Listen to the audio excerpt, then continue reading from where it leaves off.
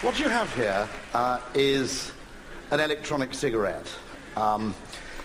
It's something that, since it was invented a year or two ago, has given me untold happiness. A little bit of it, I think, is the nicotine, but there's something much bigger than that, which is ever since, in the UK, they banned smoking in public places, I've never enjoyed a drinks party ever again. And the reason I only worked out just the other day, which is when you go to a drinks party and you stand up and you hold a glass of red wine and you talk endlessly to people, you don't actually want to spend all the time talking. It's really, really tiring. Sometimes you just want to stand there silently, alone with your thoughts. Sometimes you just want to stand in the corner and stare out of the window. Now, the problem is, when you can't smoke, if you stand and stare out of the window on your own, you're an antisocial, friendless idiot. If you stand and stare out of the window on your own with a cigarette, you're a fucking philosopher.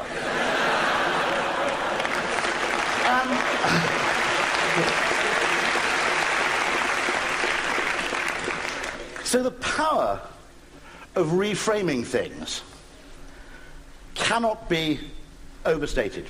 What we have is exactly the same thing, the same activity, but one of them makes you feel great, and the other one, with just a small change of posture, makes you feel terrible. And I think one of the problems with classical economics is it's absolutely preoccupied with reality. And reality isn't a particularly good guide to human happiness. Why, for example, are pensioners much happier than the young unemployed? Both of them, after all, are in exactly the same state of life. You both have too much time on your hands and not much money. But pensioners are reportedly very, very happy, whereas the unemployed are extraordinarily unhappy and depressed. The reason, I think, is that the pensioners believe they've chosen to be pensioners, whereas the young unemployed feel it's been thrust upon them. In England, the upper middle classes have actually solved this problem perfectly, because they've rebranded unemployment. If you're an upper middle class English person, you call unemployment a year off. And that's because having a son who's unemployed in Manchester is really quite embarrassing. But having a son who's unemployed in Thailand is really viewed as quite an accomplishment. But actually, the power to rebrand things, to understand that actually our experiences, costs, things, don't actually much depend on what they really are, but on how we view them, I genuinely think can't be overstated. There's an experiment I think Daniel Pink refers to, where you put two dogs in a box, and the box has an electric floor. Every now and then, an electric shock is applied to the floor, which pains the dogs. The only difference is one of the dogs has a small button in its half of the box, and when it nuzzles the button, the electric shock stops. The other dog doesn't have the button. It's exposed to exactly the same level of pain as the dog in the first box, but it has no control over the circumstances. Generally, the first dog can be relatively content. The second dog lapses into complete depression. The circumstances of our lives may actually matter less to our happiness than the sense of control we feel over our lives. It's an interesting question. We asked the question, the whole debate in the Western world is about the level of taxation. But I think there's another debate to be asked, which is the level of control we have over our tax money. That what costs us £10 in one context can be a curse. What costs us £10 in a different context, we may actually welcome. Pay £20,000 in tax towards health, and you're merely feeling a mug. Pay £20,000 to endow a hospital ward, and you're called a philanthropist. I'm probably in the wrong country to talk about willingness to pay tax. I'll give you one in return. How you frame things really matters. Do you call it the bailout of Greece, or the bailout of a load of stupid banks which lent to Greece? Because they are actually the same thing. What you call them actually affects how you react to them, viscerally and morally. I think psychological value is great, to be absolutely honest. One of my great friends a professor called Nick Chater, who is the professor of decision sciences in London, believes that we should spend far less time looking into humanity's hidden depths and spend much more time exploring the hidden shallows. I think that's true, actually. I think impressions have an insane effect on what we think and what we do. But what we don't have is a really good model of human psychology, at least pre-Kahneman, perhaps. We didn't have a really good model of human psychology to put alongside models of engineering, of neoclassical economics. So people who believed in psychological solutions didn't have a model. We didn't have a framework. This is what Warren Buffett's business partner Charlie Munger calls a lattice work on which to hang your ideas. Engineers, economists, classical economists, all had a very, very robust existing lattice work on which practically every idea could be hung. We merely had a collection of random individual insights without an overall model. And what that means is that in looking at solutions, we've probably given too much priority to what I call technical engineering solutions, Newtonian solutions, and not nearly enough to the psychological ones. You know my example of the Eurostar. £6 million spent to reduce the journey time between Paris and London by about 40 minutes. For 0.01% of this money, you could have put Wi-Fi on the trains, which wouldn't have reduced the duration of the journey, but would have improved its enjoyment and its usefulness far more. For maybe 10% of the money, you could have paid all of the world's top male and female supermodels to walk up and down the train, handing out free Chateau Petrus to all the passengers. You'd still have £5 billion in change, and people would ask for the trains to be slowed down. Why were we not given the chance to solve that problem psychologically? I think it's because there's an imbalance, an asymmetry, in the way we treat creative, emotionally driven psychological ideas versus the way we treat rational, numerical, spreadsheet-driven ideas.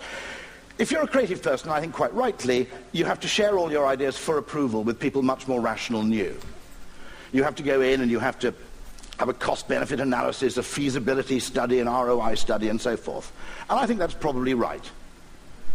But this does not apply the other way around. People who have an existing framework, an economic framework, an engineering framework, feel that actually logic is its own answer.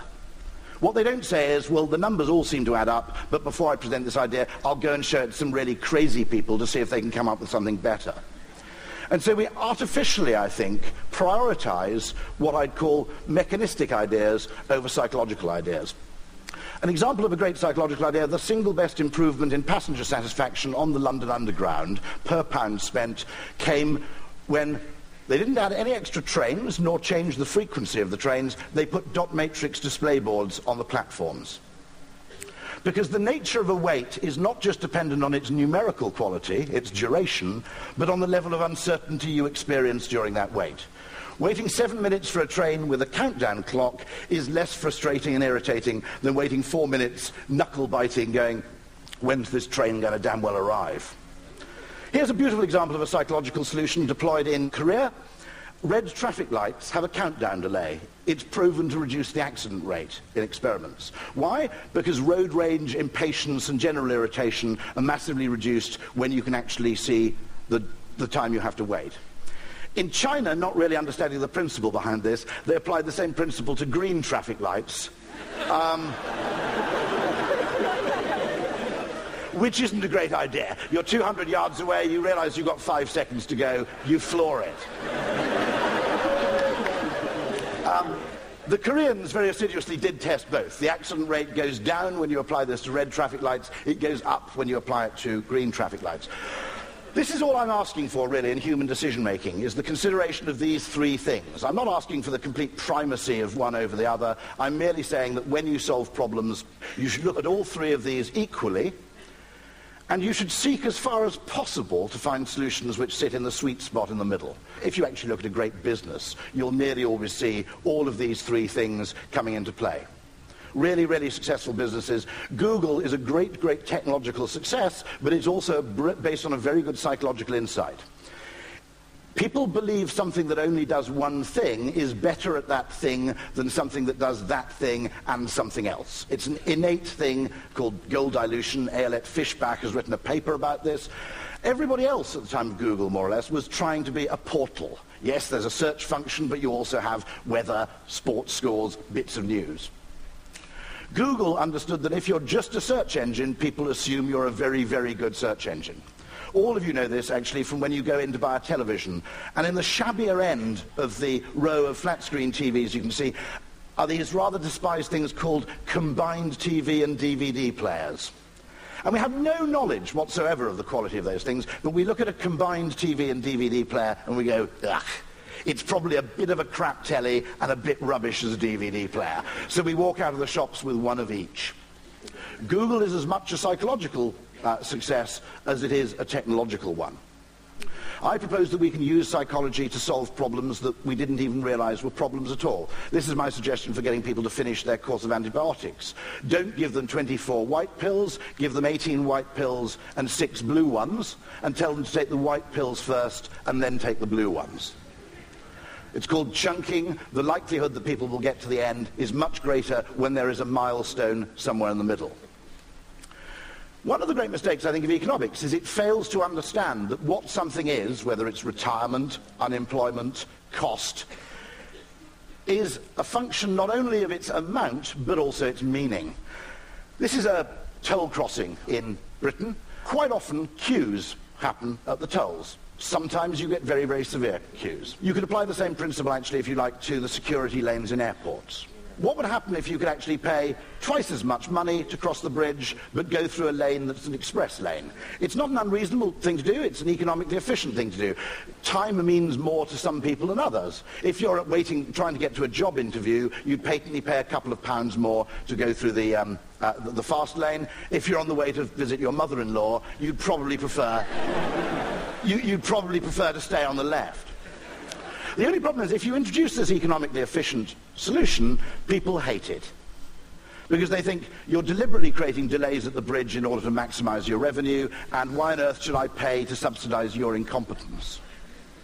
On the other hand, change the frame slightly and create charitable yield management, so the extra money you goes not to the bridge company, it goes to charity, and the mental willingness to pay completely changes. You have a relatively economically efficient solution, but one that actually meets with public approval and even a small degree of affection, rather than being seen as bastardy. So, where economists make the fundamental mistake is they think that money is money. Actually, my pain experienced in paying £5 is not just proportionate to the amount, but where I think that money is going. And I think understanding that could revolutionize tax policy, it could revolutionize the public services, it could actually change things quite significantly. Here's a guy you all need to study. He's an Austrian school economist who was first active in the first half of the 20th century in Vienna. What was interesting about the Austrian school is they actually grew up alongside Freud.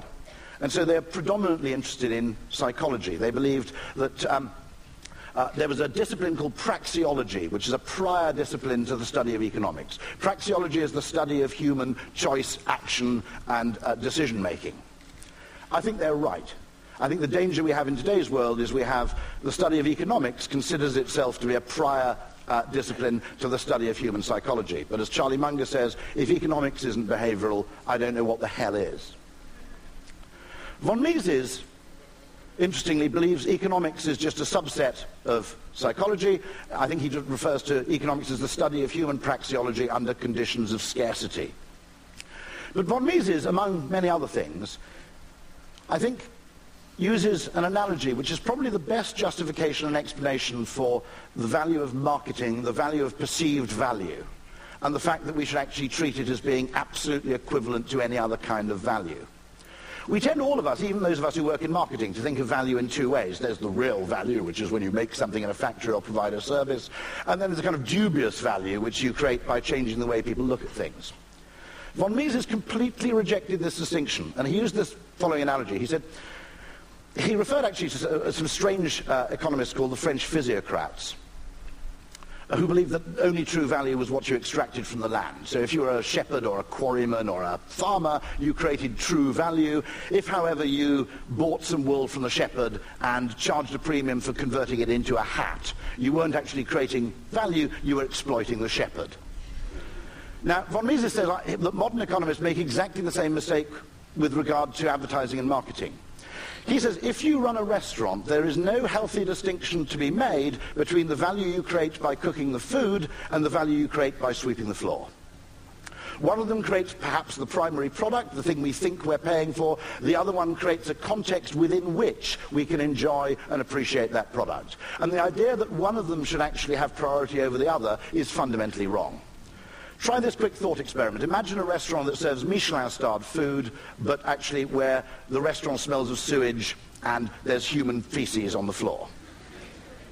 The best thing you can do there to create value is not actually to improve the food still further, it's to get rid of the smell and clean up the floor.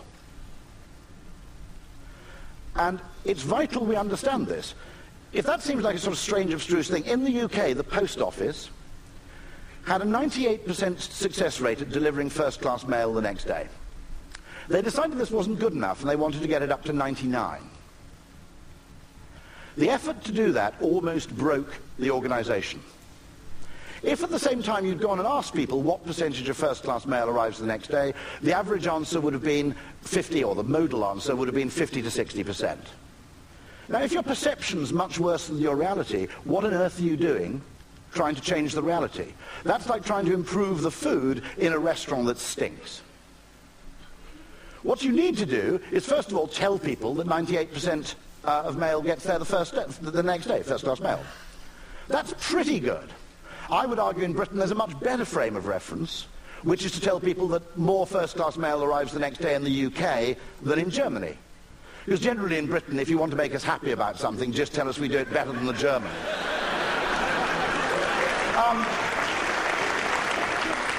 Choose your frame of reference, and the perceived value, and therefore the actual value, is completely transformed. It has to be said actually of the Germans that the Germans and the French are doing a brilliant job of creating a united Europe. The only thing they didn't expect is they're uniting Europe through a shared mild hatred of the French and Germans. But I'm British, that's the way we like it.